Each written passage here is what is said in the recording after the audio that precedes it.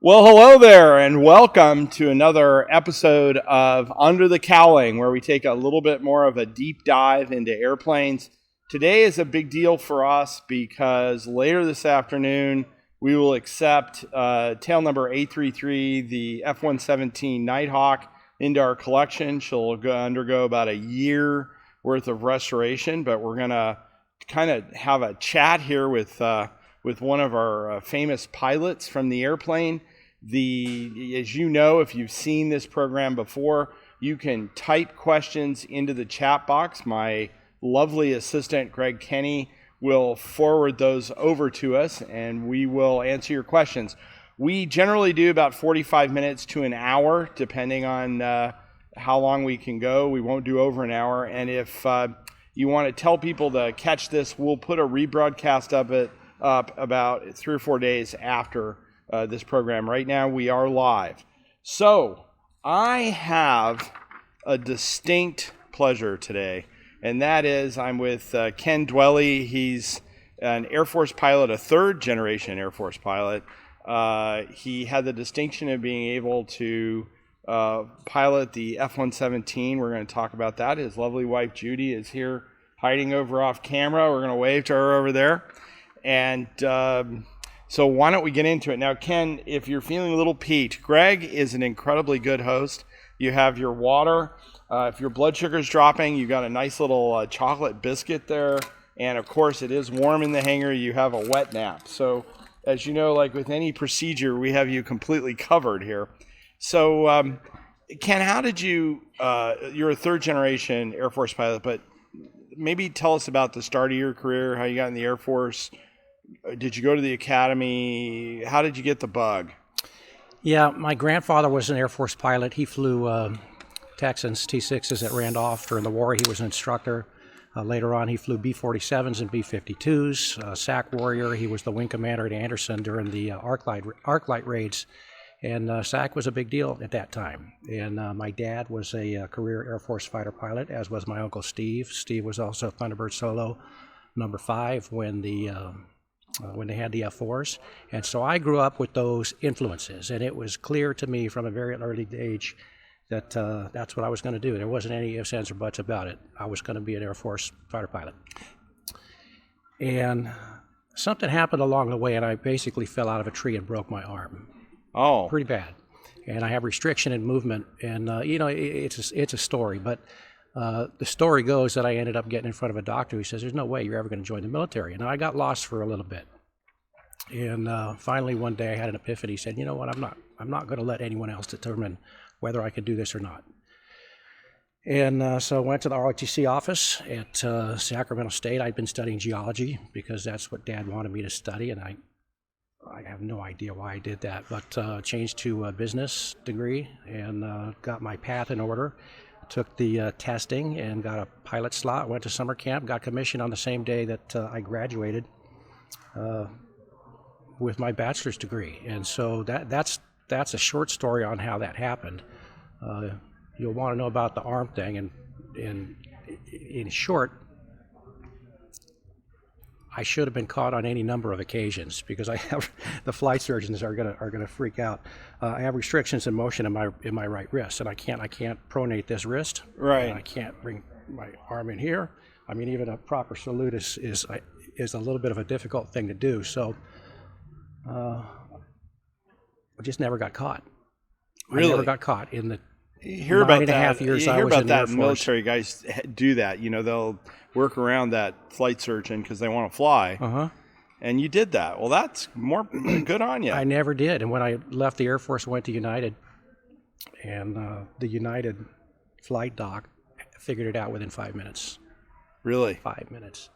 I was really nervous, and he said, we got all done with the interview. He said, and I said, I got to know, Doc. And he said, what? I said, my arm, the restriction of motion.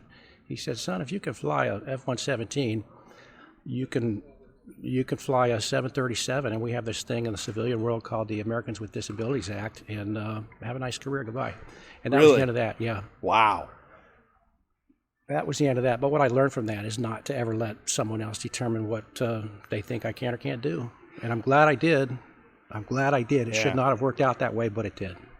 You know, I've had the distinct pleasure of working with a lot of military pilots here, obviously with different types of airplanes. And the one thing they always say is, you know, dream big and don't compromise. You know, if you want to do something, focus on it and don't lay up, you know, and your story really supports that. Now, if you want to ask questions at home, like I said, put it in the chat box and Greg will ferry the questions into us. So you got past that. What was the next step in the Air Force? So Judy and I got married, and that was in February of 1990, and we got in our car and drove to Columbus, Mississippi. And I had a '67 Corvette convertible at that time. Nice car. It was a nice car, yeah. Drove to Columbus, Mississippi, and we checked in, and Judy had never been outside of the state of California, and I had grown up in the South. In fact, you know, my dad was Air Force, so I grew up on all kinds of different bases, including in the South. So a year at Columbus, going through undergraduate pilot training, and I thought that was just about the coolest thing that there ever was. I mean, to being paid to fly first the T-37, the T-38, and to learn about the aircraft and aviation in that way, it was just awesome. It was 12 hours on, 12 hours off. I felt like I worked as hard as I've ever worked in my life during that year. And when I graduated, got my assignment, I got an F-16, finished number 2 in my class. Got an F-16, and I couldn't wait to call a friend who had been an Air Force F-4 pilot and a mentor in some regard. And I called him up, and he said, well, congratulations, how was your year? And I said, it's the hardest thing I've ever done. He says, well, that'll be the easiest year you ever had in the Air Force. I was shocked to hear that. Yeah, that's true. You learn how to work when you're in the military. Yep. And it's not confined to any one specialty. I mean, it's you work, and there's nothing wrong with that. You see that, and it's interesting with military folks. We have a lot of them in our structure here in aviation and everything else. There is the focus. They teach that focus and that drive, and whether it's a maintainer or a pilot or whatever, you can definitely kind of pick that out immediately with them. And that's not a trait that is uncommon vertically through any of the organizations, if they spend any time there. Mm-hmm. You know. So you went through an F-16. Then what was the path there? Where'd you go?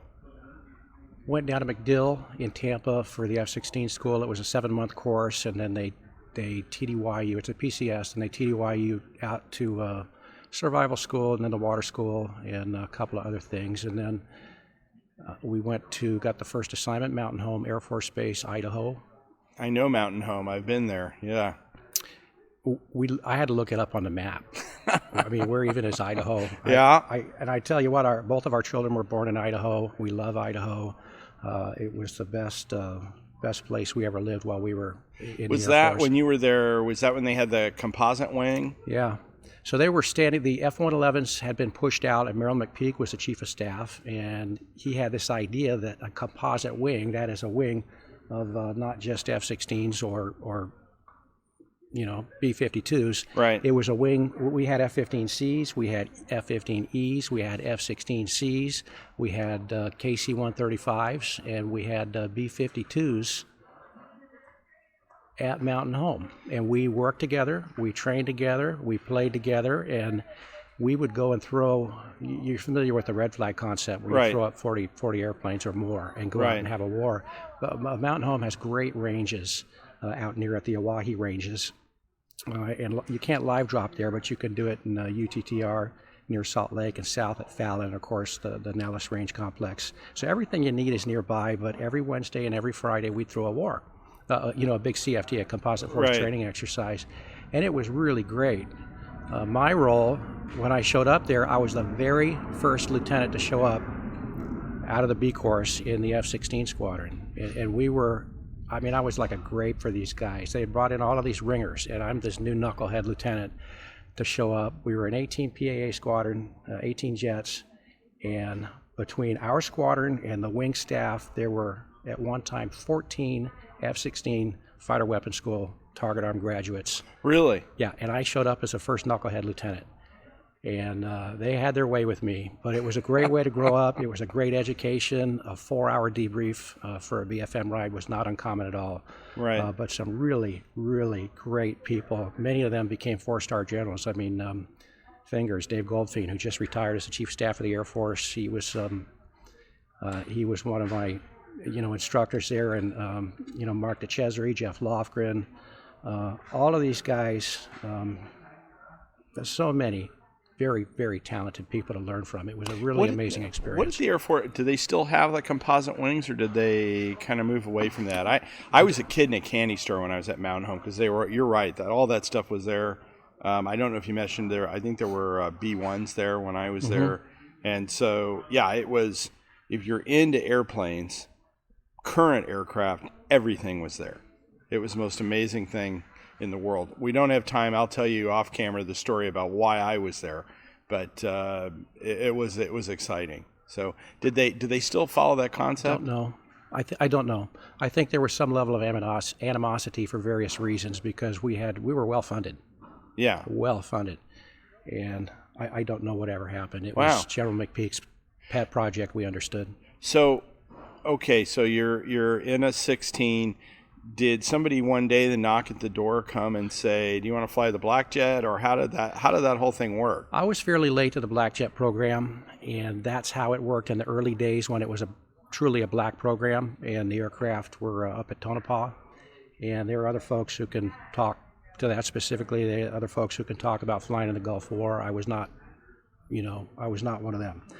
Late to the Black Jet program. I was due for an assignment in the F-16. We were TDY to Incirlik in Turkey, and we had the brand new Block 52 F-16s with the harm targeting system, and we were doing Operation Provide Comfort. We call it Provide Carpet, but it was Provide Comfort.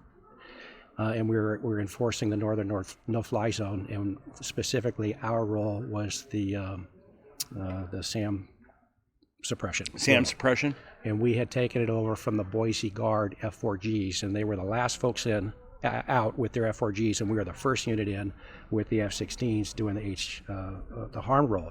And the legacy F-4 folks, they had been doing that since Vietnam. They were really, really good. The aircraft was uniquely suited for it. They were well trained. They understood it.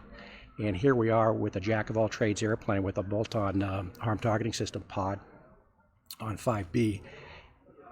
We knew how to operate the pod, but we were doing the mission. But there was a big change in capability, in my opinion, between the F-4G folks and us. I mean, literally, the pod showed up on a pallet, and then we got the books. We went in the safe. We read about it.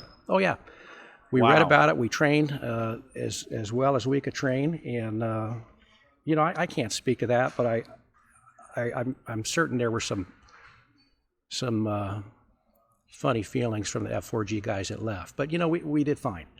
And we got the job done, and I'm sure that system has been evolved and developed well beyond where it was. But in the early days, we didn't have a whole lot to rely on. Well, it's interesting, the military, you kind of hit the nail on the head, and the reason we have some of the airplanes in the museum is the services have gone to these multi-mission aircraft with bolt-on for all kinds of things, whether it's the Growler or whatever. And they've gone away from these kind of singular, very purpose-built airplanes. And your comments are not uncommon from what I even hear from the active duty guys, the retiring EA-6B guys. We have one. And, I talked at length with them. I'm like a sponge. I kind of listen, and if they've been out, well, what happened and how was it? What were the weapon systems on the ground you were flying against in no-fly? Were they like SA-3s or SA-6 or... Yeah, they had all of that, some Rolands, mostly the 3 and the 6. And they were pretty smart by then. They knew how to game the system. Did they? Yeah. And you had man-pad systems over there too, right? Shoulder launch. Yeah, I'm sure they were there. It was from our perspective, it was pretty mundane. There wasn't a whole lot going on. Yeah, we were up there, and it was a 3 to 5 hour flight. Depending on how many times that you would refuel. It was 45 minutes from Incirlik out to the north point, entry point, and you'd cap, and then you go up and refuel, and then you'd come back and cap, and you go up and refuel and cap, and then you go home. But it was not there was not a whole lot going on. We played golf most every day.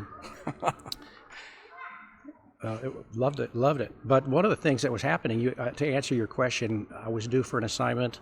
I was facing a remote tour in Kunsan or Osan to stay in the F-16. Right.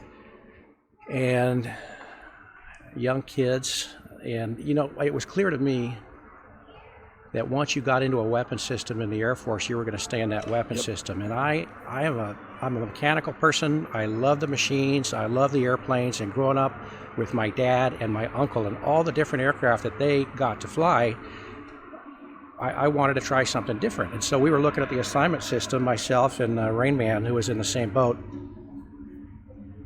And we both applied for and we're selected for the 117 program. And so with just a few months after we got back to Mountain Home, we both drove down south to Holloman. I was going to say, so they were at Holloman at this point? They were. So you go to that program. Now and you're right. I hear that from the guys. If you're in a weapon system slot, you kind of go with that. And then you might if the weapons system's retired, you might transition, you might not. They say thank you and have a nice life. So you get down there.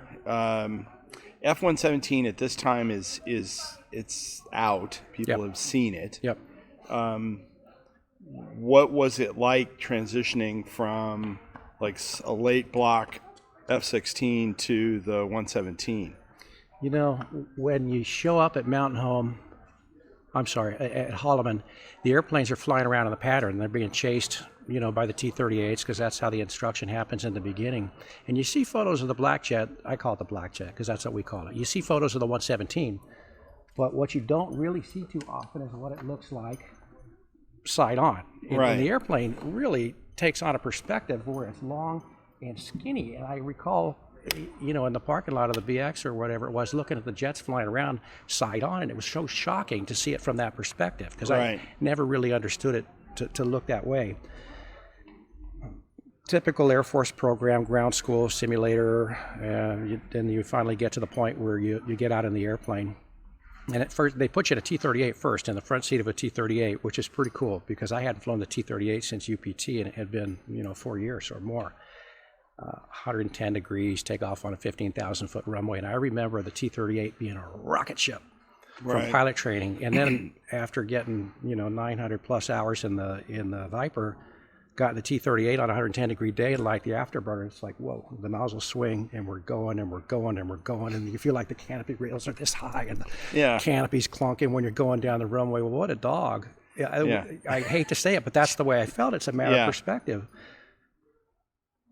I came to get, 400 more hours in the T-38 at Holloman, and it's on my top 10 favorite aircraft list of all time. I love the T-38 for lots of reasons, but they want to see whether or not you can fly. They want to see what kind of hands you have. That's why they put you in the T-38 for a couple of rides. Right. And then you start with the academics, and you get to the point where they take you out to the hangar and open up the hangar door, and you walk in and look at this thing in the hangar. And I recall seeing it for the first time, and it almost takes your breath away because it doesn't look like that Bearcat or that Corsair or that Hellcat over there or any of the jets. It looks like this movie prop. Right. There aren't seams on it. There aren't rivets. You can't see any of that because the RAM, the radar absorbent material coating, which covers the entire airframe, covers all of that stuff. And it's so weird to see something that appears to be a movie prop. And to make matters worse, it is so angular and unconventional with regard to its shape. So we walked around the airplane. I asked the instructor, I said, how long does it take before you walk out to the jet and just think of it as a jet, not some freaky thing? He said 6 months. And that's about right. Is it? Yeah. Go through the school. The simulator's good. Of course, all the jets are single seat, so your first flight is in the single seat aircraft. And the instructor will chase you in a T-38. So you line up on the runway together. He'll take off first, and he'll do a chase pickup, and he'll come around halfway through the final turn. You'll release the brakes, and when you rotate and you're airborne, he's parked on your wingtip. Okay. And the airplane, it's got no afterburners because of the the requirements of maintaining the thermal signature and the exhaust and all the rest of it. It's a GE 404 engine, essentially a Hornet engine, which makes about, I think it's 10.5 per site on installed 9,000 pounds of thrust. It's 18,000 pounds of installed thrust at takeoff gross of 52,000 pound airplane. Empty of the airplane's about 19,000 pounds. No, I'm sorry, 29,000 pounds. So it's loaded 52,000 pounds. 52, yeah. It'll hold 18,000 pounds of fuel. We didn't fly it that heavy in training. I can tell you when we lifted it, because we didn't really have an idea with it being demilled, right? Mm-hmm. They've done some things to it. Probably the heaviest airplane we've ever lifted. Really? It really shocked me, and it gave us a lot of trouble with jacks and everything else. And then I gained an appreciation for it. I told everybody to be really careful with this thing, because it's obviously, you had a rough idea what we thought it weighed, and I think we were off a bit. So, but it was big and heavy. So you get it. Was it a long runway airplane, hot weather? Yes. It takes off at a fairly high speed. You have angle of attack limitations for takeoff and landing, and some of that, you get it too slow, the aircraft does not have the ability to control itself because it's unstable in pitch, roll, or pitch, yaw, and I understand roll, although I'm not sure about that. So, but also it will drag the wingtips. It will drag the wingtips if you get too much angle of attack. Really. So it when we're talking about being uncontrollable at low speeds, what we're talking about is not enough airflow over control surfaces, correct? Yeah, not enough. We'll get to the fly-by-wire stuff in just a minute. I want to put a bow on the part you asked about, what it's like to fly versus the F-16. The flight control computer that they used in this aircraft was a modified version of the one that was used in the F-16. The F-16 was unstable in pitch, but not roll and not yaw. This one is unstable in 2 or 3 axi. But to fly the airplane, once you get airborne and get the wheels up, you're accelerating away. There's a big whoosh as soon as the wheels come up from the environmental control system. There's blow-in doors right behind you there, which they're big doors. When they jump the intakes to check the engines, the maintenance guys, they climb in through these doors, which are right here. Yep. And what they do is allow the air to flow through the engine so you can get more thrust for takeoff, because these inlet grids, the ice cube makers, restrict the flow. But as you accelerate up, I think it's 5.5 Mach, 0.55, those doors shut just purely through the air loads, and they don't always shut at the same time. It'll go clunk, clunk, and it's pretty loud. And it's the strangest thing to be accelerating. The airplane goes bang, bang as these doors shut, and that's, everything's cleaned up and you're accelerating away. Best climb speed was 340 knots, which is pretty fast. Yeah. And it climbs pretty well. Later on, I chased. I spent 2 years in the schoolhouse flying chase, instructing in the T-38 and the F-117. And it was interesting because when the student goes around, if you're not right on it with the T-38, he'll walk away from you. The F-117 would walk away from the T-38, and you could use a little bit of afterburner, mid-AB to get caught up, but you didn't have much excess fuel to screw around. So the T-38, the black jet could out-accelerate the T-38. Once you got stabilized there and learned how to stay ahead of it, you could do it. But the other thing is it's so draggy. When the student would go idle and you're on the wing in a T-38, he will out-decelerate you as well.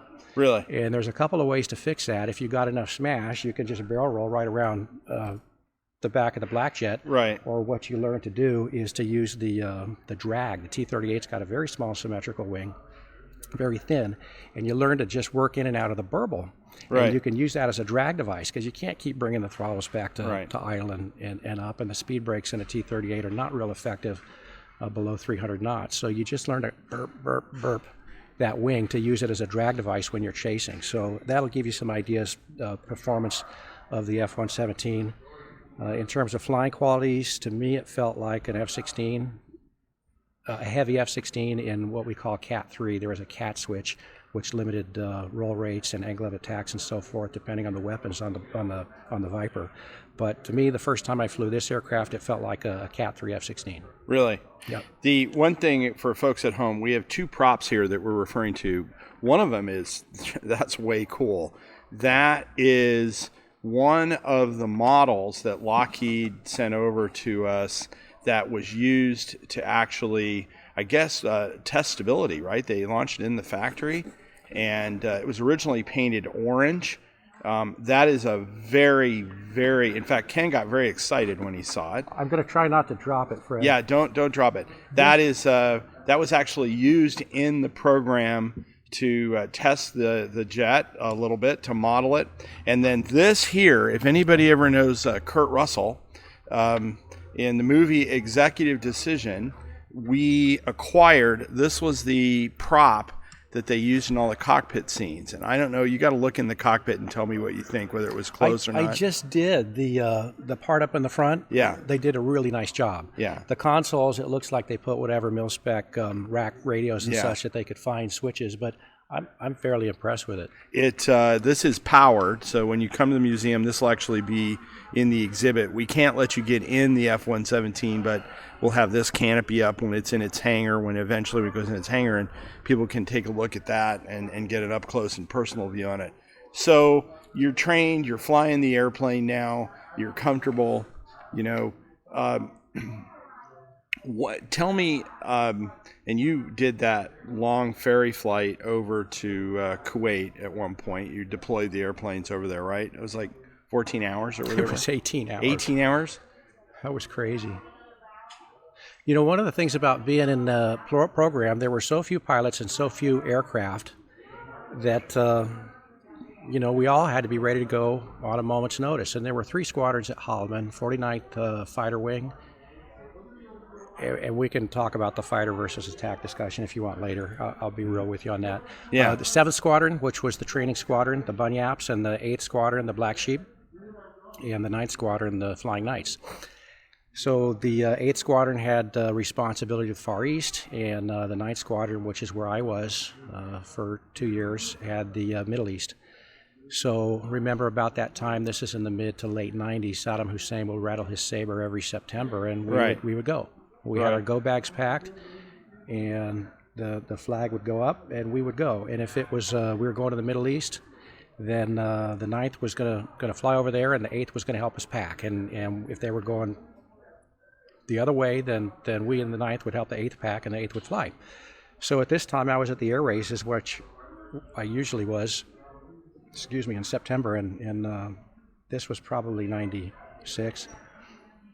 Could be 97, but probably 96. And my phone rang in the hotel, and I didn't have a cell phone at the time, and I almost didn't pick it up. Right. Because we're walking out to go meet the van and go to the air stead for the air races, and it's Greg Feast. And Greg Feast was our squadron commander, Beast, and he was the first guy. He flew the Panama raid in the F-117, the first use of it. Right. He was our squadron commander at the 9th. He also was the first guy in the Gulf War, and he's a hell of a fighter pilot and a warrior, and he's just a great man, great leader. We were all proud to be in his squadron. It's just Kenneth's Beast. Yes, sir. Yeah. How soon can you be home?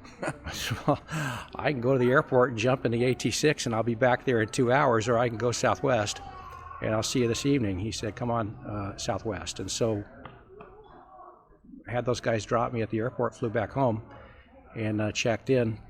We went for a brief that evening. Where are we going to stop? Well, we're not. We're going all the way. Well, what are you talking about?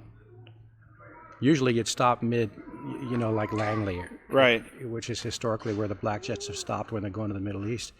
And the answer was no, we're going all the way. You got to be kidding me. So I didn't sleep real well that night for a variety of reasons. And when I woke up in the morning, Judy had woken me up like an hour or two before the scheduled wake-up time, and she'd been around, and she knows the program. And she woke me up, and I'm like, I felt like I'd been asleep for 30 minutes. And she says, it's monsoon season. She says it's dumping, and there is water coming through the ceiling onto the floor. Okay, so got up, dealt with that, showered, breakfast, grabbed my gear, went to the squadron, and we briefed. We got in the aircraft. And we were going to launch, we needed to get eight jets over there, and so we had 2 5 ships that we launched. You launch 5 to get 4 across the tanker. As soon as all the 4 primaries have refueled, can take fuel, you send the air spare home. Right. So, and then 30 minutes later we launched, and I was number 4 of the first 5 ship. And we launched, And we carried, in fact, we carried live GBU-27s over there because there weren't enough weapons in country. So you had, you were flying live ordnance on top of everything else? So wow. We took off and we joined up as a four-ship, and we went out to meet the tankers out east of Holloman, and there were 3 KC-135s a cell. And we were going to hook up with those guys, and they were going to take us all the way to Bangor, Maine. And then we drop them and pick up a pair of KC-10s. Well, there was monsoon season is still happening, and that big line that had gone through Alamogordo the previous morning, was just east of town. So we got airborne, and right at the point where we're rejoining with these 135s, we got 5 black jets. I said 4, I meant 5, including the air spare. And this thing's got no radar. It doesn't have anything. Right. So there's a way to rejoin using air-to-air TACAN, and there's you can rejoin visually. This was a visual rejoin, right? And it got all messed up because of the weather. And right as the point where we're, a few hundred yards from getting into the tanker, all 5 of us, we're going to put 2 on each wing, or 3 on one and 2 on the other. This 3-ship of 135s went into the cloud bank. And there's a procedure for lost wingmen. 2-ship, 3-ship, 4-ship, and I always felt privately that the 4-ship lost wingman is number 4. It's like 20 degrees for 20 seconds. I always felt like it was 90 degrees for 9 Gs. But there is no procedure for a 8-ship missing lost wingman procedure. It was a bomb burst in the clouds. Everybody just trying to use their situational awareness to try to separate. And we got out of it. We got rejoined. It was a real cluster. And it was a real mess. And finally, we got all that done. We all took fuel. We kissed off number 5, and everybody settled down, and the radios are quiet. 18 hours to go. We're at 17 hours to go, and I looked down as number 4 at the nav display, and we're headed west. And we're on the wrong side of this line. Right. Oh my God. So I got on the radio, and it was, ah! And so we turned around, went through that line again, and, whatever. That's how that thing started. And by the time we got to Bangor, it was dark. It was not my first ocean crossing, but it was a long one. We got to Bangor, we kissed them off, picked up a couple of KC-10s. They drug us across the North Atlantic, and you end up looking at that. You think it's a light coming across you, an airplane coming at you. It ends up being Venus. It'll trick you. Right. And that's all fine. The hard part is when you get to Gibraltar and the sun's coming up and you're looking into it after 12 or 14 hours. Yeah. It's just hard. And we got it done. You're flying formation. For those of you that don't understand, we got 2 black jets on the wing, on the left wing, 2 black jets on the right wing, and you're flying formation. Right. For the entire time.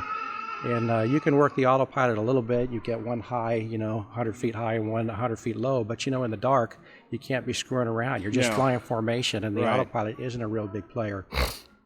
But you got to do it. What you got to do. Right. My dad had told me when I was a kid 2 things when I was learning to fly. The first one he said that really struck me is, you're the pilot, make the airplane do what you want it to do. Right. And the other thing that he told me was, do whatever you have to do to keep from dying. Dad flew Sky Raiders in Vietnam. He flew 270 combat missions in the Douglas Sky Raider, doing that Sandy stuff in close air support. He's a tough guy, and he's fearless. Yeah. But, it was not an easy thing to do. But we finally got all the way down to Med. We crossed Egypt and, the Red Sea, crossed Saudi Arabia, and we split up going into Al Jaber. And as I recall, there was no radar, and we had to find our way in. And now, of course, it's 24 hours after this thing had been planned, and it's like 1.5 miles in blowing sand. Oh, and they had given us a copy of the jet plate, and I couldn't read a jet plate. None of us had ever seen a jet plate, but that's what they had for Ahmed Al Jaber. And so I'm like, God, what did I do with that jet plate? It was a Xerox copy. And then you got to figure out how to, whatever. So we all did it. We got it done. We flew the ILS approach, landed, and parked. It was, we got them there. The airplanes did great. We had no significant issues with all 8 airplanes. The maintainers and the rest of the squadron were there, ready to receive us and turn the airplanes around and go fly that evening. After we landed, there was a change of heart with whomever, and Hussein backed down, and that was the end of that. We stuck around for a month or so. at this point, I mean, the aircraft is probably fairly well known to our adversaries. Everybody's trying to pick up intel, right? Because people want to understand tactics, the airplane, whatever. I had an opportunity to talk to a Soviet pilot one time about the F-117, and I don't know whether he's full of it or not. But I said, so what did you learn about the F-117? He said, well, we just looked where there was a hole in the sky, and that's how we could kind of figure out where it was. We might not be able to get a lock on it, but, you know, the airplane would just suck up everything. And he said we could kind of get a rough idea where they were. But when you were flying, did you have any adversary encounters, or were they trying to pick up any intel on the airplane at that point, or did they pretty much know the flight envelope and they were past it? I have no idea. There's no way to know. I mean, you can't see out of the aircraft real well. There's no radar warning receiver. There's no chaff, no flare. There's no jamming. There's no radar. There is zero situational awareness information. And in fact, up until we got the conformable UHF comm antenna, once you stealth up the airplane, all the antennas are retracted. You can't even talk on the radio. Really? That's why they wanted people initially with 750 hours of fighter time, and then later I think it was 500 when I got involved. They wanted guys that had been around the block, that could make their own decisions and manage themselves in the aircraft and environment without any help. That's why they wanted experienced fighter pilots to fly the jet. Well, that's interesting. So you really don't know if you're flying there was a package flying with you, right? If it was a strike package, so what would you have? Would you have you've had fighters? You might have prowlers or some sort of jamming going with you. And yeah, I don't want to talk about the tactics. Yeah, it's probably all. I probably have to eat my wafer in the package. It's probably here. all cool now. I will tell you that the airplane is not invincible and it's not invisible. As reference what happened in Yugoslavia with the one, but with proper planning, the airplane is really, really good. And my hat's off to those guys that went into Baghdad the first night. Went downtown, right? That went downtown, and the airplane had been tested, and the engineers said it worked, but they didn't really know. And it was a totally different way of going to war. And compared to what had happened in the past, you had chaff and flares and jammers and kinetic energy movements and maneuvers and so forth to trick the missile. And at the time this airplane was built, that stuff was running the end of its. I mean, you look at the Yom Kippur War in 1973, and the Israelis lost. It was more than 100 aircraft in an 18-day period to the Russian SAMs from the Egyptians and the Syrians, and it was a real problem. And the folks at Lockheed came along, specifically the Lockheed Skunk Works, more specifically Ben Rich, who was running the program, took over from Kelly Johnson, and a guy named Denys Overholser, who was he was a mathematician and a radar guy who had read a transcribed Russian text. You can read all about this in Ben Rich's book. Really? Really, really, really tough reading. But he walked into, if you read Ben Rich's book, Denny's walked into his office, and over a cup of decaf coffee, he said, look, this guy has taught us how to model the radar cross-section of a flat plate as well as the leading edge, and how to put it all together.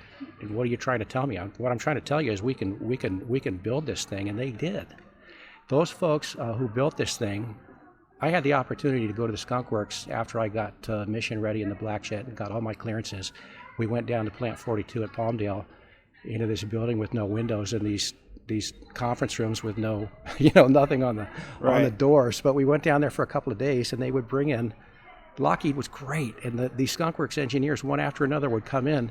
And like when we talked about flight controls, this guy named Loschke, Bob, I think Loschke came in, and he's the guy that designed the flight control system for the F-117, and he came in and explained it all to us with PowerPoints and balancing a stick on the end of his hand. The radar cross-section guy came in and explained that. It was an amazing, I'm a detail person. I love this stuff. I love reading about it, and to go there to Lockheed and to hear from the source, these brilliant people at the Skunk Works who got this thing done was really special. Now you, by the way, if you want to ask questions, put them in the chat box. In this particular program that we put out, we are way down in the weeds with a lot of acronyms and a lot of stuff, and I apologize for that. we're in geek land a little bit, we can zoom out. But no, it's actually good because this is where we do the Warbird Wednesday, where we kind of go over the type, but we don't. This is for the guys who are sitting at home, or the girls they detail people that are like, okay, they're really interested in this. So you brought up Kosovo, so we'll go down that path a little bit. So I've kind of, in preparation for this, because I like detail, I went out and I actually read everything I could get a hold of on it. And and you know it. So, and what you can talk about and what you can't talk about, you can tell me that. But seemed like Yugoslavs know we're flying the black jet in there. We're playing cat and mouse with fairly rudimentary SAMs, surface air missile systems. They managed to also breach operational security in that they knew when the jet had taken off. They had somebody that had called them, at least in the thing that they knew the jet had left. We were flying fairly similar routes, and this, I think it was a colonel or whoever was there managing the air defense, was just moving these things around, trying to figure out how to get a beat on them. Was that his name? I think that was his name, something like that. And aficionados can put it in the comments, but he was moving the stuff around. And basically, his account was they knew when the airplane took off. They had an idea that they could see it. There was supposed to be a package of EA-6Bs that didn't go, that were jammers. And he could get the airplane but couldn't get couldn't lock it up. And the pilot that was flying the airplane was jinking. Zelko? No. Or no. Okay, see, there you go. Well, that in the account I read, it was that he was doing things at the airplane that allowed this older system to be able to lock up. Okay. So there you go. So go after it from I there. would be shocked if that were true. That's Okay. not the tactic. Okay. What I read on Wikipedia Yeah. was that when the weapons bay doors opened, that they were able to get a hit on the aircraft and they knew which way to look. Okay. Because of what had happened, the previous night or whatever. They parked an SA-3 underneath the flight path. Right. And I had heard, I don't know for sure, I had heard that the jets were on the same route for the third night in a row. And they parked an SA-3 under it. And on Wikipedia it says they got a bloom. When the weapons bay doors open, they open and close very quickly. And you could figure out that a big rectangular container is not real stealthy. Right. A rectangular cavity. And the SA-3 was an old weapon system, but it's got a huge warhead. Yeah, extremely old system, though. Big warhead. Yeah. And they know how to use it. I understand that those guys were Russian trained. And as far as I'm concerned, they won the Super Bowl that night. They took advantage of some situations, and they did it.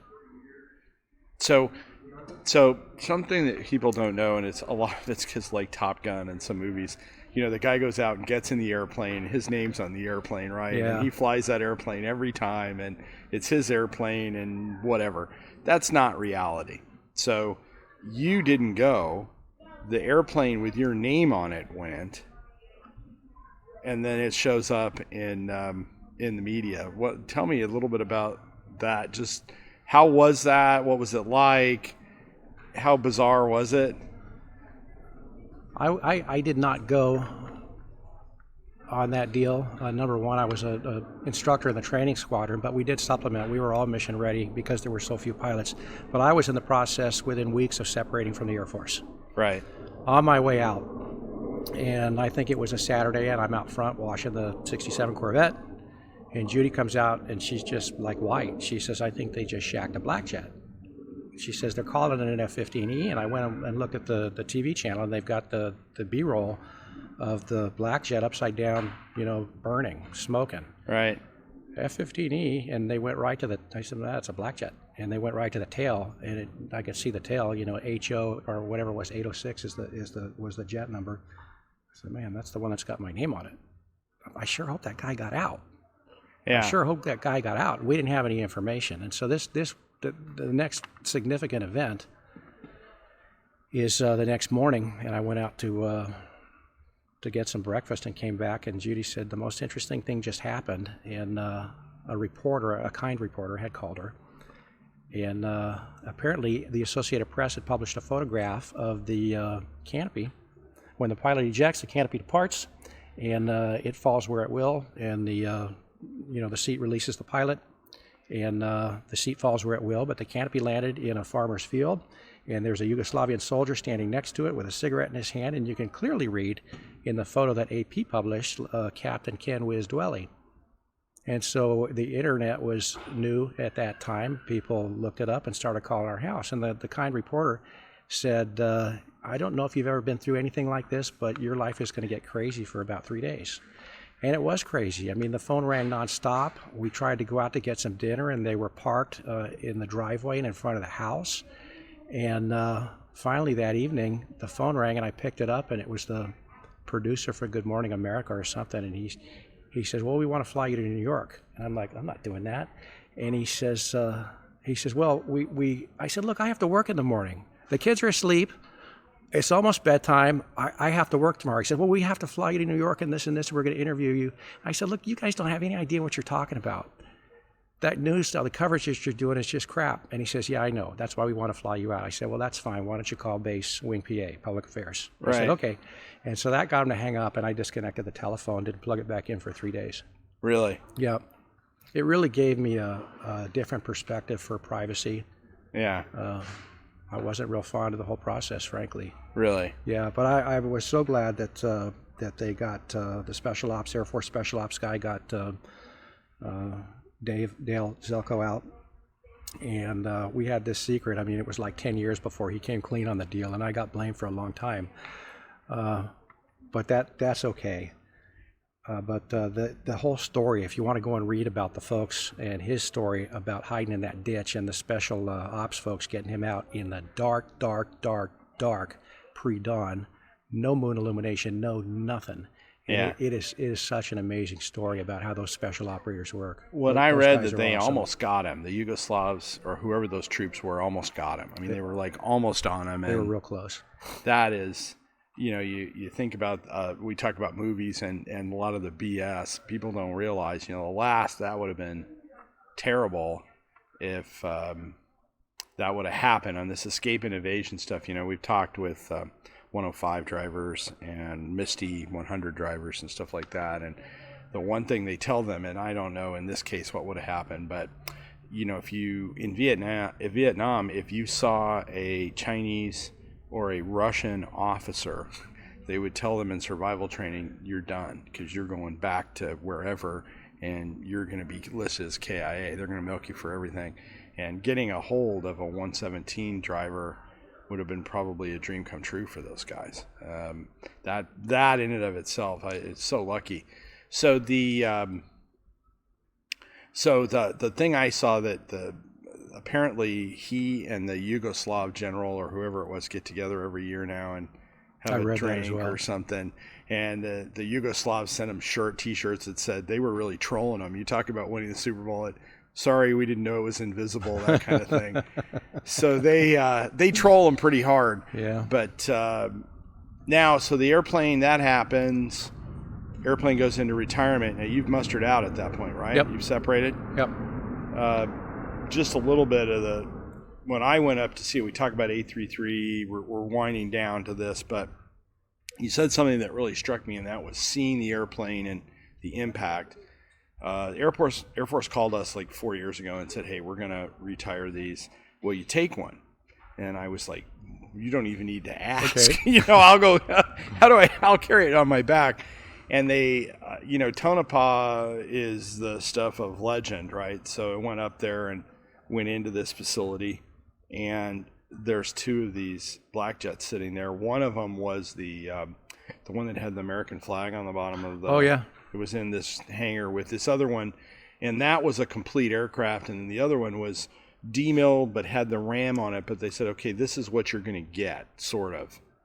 And I can remember walking into that hangar, and the hair stood up on my... First of all, the whole thing was a little overwhelming for me because I'm like, I'll never be here again.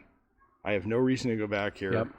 And I've heard about this place and just the historical significance of it. It was kind of hyperventilating. And I went in and I saw that airplane, and I will never forget that. The experience of seeing it I'd seen pictures, and you see them from a distance with guys with guns. I'd been in a couple air shows where they're at or whatever, but to actually get up close to it was pretty amazing. I mean, and a humbling experience. Tonopah was. Now you flew A33 a dozen times? Yeah, I looked at my logbook. At the time, I was in the 9th Squadron at the time that the flights in 833 show up, so I presume it was a 9th Squadron jet at that time. I wish I could tell you that there were some amazing stories I had in my logbook notes about 833. There aren't. There was a live drop of a GBU-12. There was a flight control failure, return to base, and a couple other little issues. But I wish I had a better story than that. Did they all have, you hear about, every airplane has a little personality, and we even know it with ours. They all have, they're quirky, and they'll bite you if you don't pay attention. Is there anything about 833 you remember at all, or did it have any quirks, or was it just, okay, I got to go do my job, and this is my delivery vehicle for today? I remember. No, the short answer is no, but there is one story about 833. I had gone with Mike Roller, who was our ops officer, and I led him at night to a green flag. No, it was a black flag, a red flag, whatever it was. We were going to do a live drop at Nellis, and I was going to lead out there. We were going to live drop and then land, spend the night, and come back. We got to Nellis, and the tanker didn't show up. So we had to go to the Lola area and find a special way to park, deal with security and all the rest of it. And we're walking away from the jet, and Mike Roller was in 833, and I was in another airplane. And he said, hey, your fuel cap's missing. It's going to be a couple of days. You're going to have to stay here till they get another fuel cap. I said, my fuel cap's not missing. And he says, yeah, it is. I said, no, because my crew chief had told me that his 833's fuel cap was gone. I said, your fuel cap's missing. And he says, Captain, I don't think you understood what I just said. Your fuel cap is missing. So needless to say, I spent a couple of days at Nellis and flew 833 home the next day. There you go. A couple of days later. But that was, I wish I had more color, but I just don't. Well, it's an interesting airplane. And one thing I do want to do while we're here, we're getting ready to wrap up, is I want to thank the Air Force Museum. They've been incredibly helpful.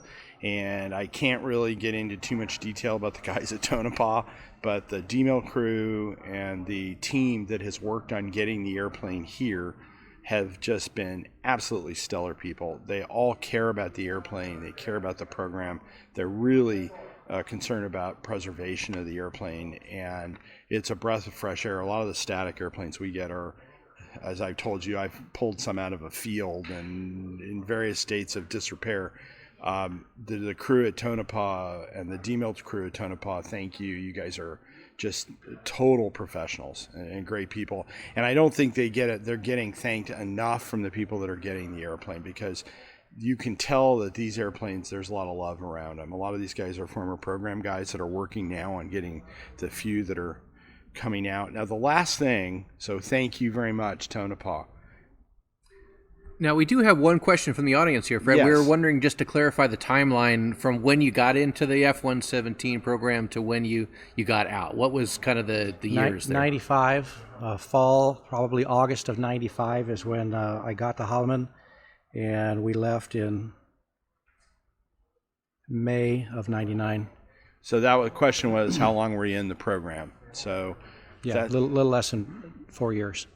So to wrap up, the interesting thing is, you may have some thought on it, but they tell us they're not flying the airplanes. Airplanes are retired, and F-22 or the F-35 or whatever. And I went up to Tonopah, and this was about a week later, was when there's a guy running around up there, and he's flashing the shotgun at an Aviation Week photographer. They're obviously using the airplanes for something, probably for some sort of aggressor training. How does that make you feel that they're still flying? I think it's awesome. I don't know anything about it except what I read in Aviation Week or The Drive, but I think it's awesome. I think it makes me happy. It was a great airplane. A whole lot of very smart, bright, motivated, capable people are involved in building this thing and maintaining this thing. It was a source of immense pride for everyone associated with the program, and that was obvious, start to finish. So I'm glad it's still flying. I have no idea what they're doing with it. I am thrilled that the Air Force has seen fit to release some of the operational jets to museums, because last I checked, the 5 that are in the world now are the pre-production prototypes, Right. not the operational jets. And for a long time, I had understood that the plan was to grind them all up. In fact, they took a tracked excavator and just picked one apart as a test. There are photos of it online. I've seen just pictures of heartbreaking. that. Yeah. Heartbreaking. I think, unfortunately, who knows how many they're flying and what they're. I think that's the destiny for most of the fleet. I think the institutions. We are the only private institution in the United States right now that has one. There will be others at some point that will get them. But when I was up at Tonopah loading this one, it's a real challenge knowing, and you look at some of the airframes that are up there, and you almost want to go, well, I'll take 3 home with me. Just don't grind them up, you know. But I think the reality is that there'll be a finite few that continue to fly. The rest of the fleet will serve as spares for the areas where they're zeroed out on parts. And then at some point, the majority of them are going to go. So we have to do at this point right now everything that we can to save as much as we can, because we have a unique opportunity. Unlike when we've gotten an F-105 or some of these other airplanes, there's still a lot of these artifacts and things around, and we need to get a hold of that stuff and make sure it's protected and preserved, because a lot of that stuff, just goes in the trash can. They throw it away. So did we have any other questions? We have another one, or are we good, Greg? Well, we did have one inquiring if Ken was going to go flying this afternoon, what would it be in? We flew in this morning in a Beech 36 A36 Bonanza. It's too hot. It's going to be 109 degrees here. So we'll fly home tomorrow in the Bonanza.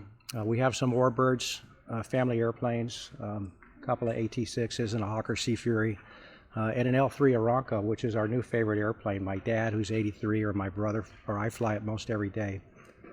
So, and I dearly love the T-6. I love the T-6. Do you? Yeah, great airplane. Well, with that, hey, I want to thank you for, you came down here on your own time.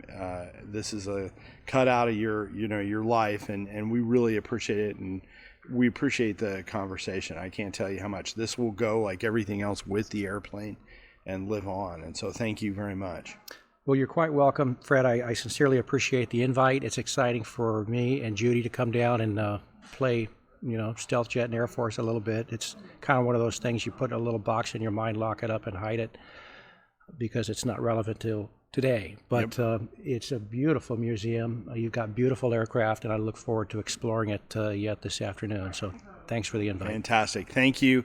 At home, remember on our channel to smash that subscribe button. We need as many subscribers on Facebook as possible. Forward this out if you know somebody who's really interested in aircraft. Remember, go out to our webpage. We can use your donations. We are a private facility. We get no government funding. And the only way we can restore and keep the museum going is through your donations. You can go out and hit the donate button on our webpage. My name is Fred Bell. I want to thank you so much for joining us, and have a great day.